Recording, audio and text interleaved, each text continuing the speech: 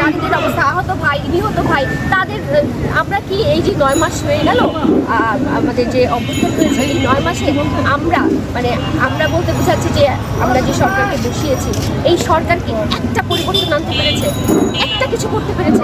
I am sorry to say, আমরাই তাদেরকে বসিয়েছি, কিন্তু আমাকে সেই আলোচনা সমালোচনা করতে হবে। আমরা তো সমালোচনা করার জন্য এই বাক স্বাধীনতার জন্যই তো লড়াইটা করেছি, যে আমরা যদি কথা বলতে পারি, আপনারাও যদি কথা বলতে পারেন। এই স্বাধীনতার জন্যই তো লড়াইটা করেছি, এই যে প্রাণটা দিয়েছি, এই যে মাঠটা খেয়েছি, এই যে দিনের পর দিন আমরা আন্দোলনটা করেছি, এই স্বাধীনতার জন্য কিন্তু আমি অবশ্যই সমালোচনা করি। কিন্তু এই 9 মাসে কোনো রকম কোনো পরিবর্তন ঘটে নাই, কোনো সংস্কার হয় নাই, কোনো লাভবান জনগণ পর্যন্ত হয় নাই। আমরা কি দেখেছি যে হরিজনদের কথা হরিজনরা পরিচয় দিয়ে থাকে। 250 ফ্যামিলি কমলাপুর রেল স্টেশনে, আপনারা জানেন কিনা, 250 পরিবার ঘরহারা হরিজন, যারা আমাদের ময়লা পরিষ্কার করে থাকে, তাদের বাড়ি ঘর নাই, তাদেরকে বাসা ভাড়া দেয় না, তাদেরকে স্কুলে যেতে পারে না, তাদেরকে সমাজ জায়গা দেয় না, তাদের জন্য কিছু করেছেন?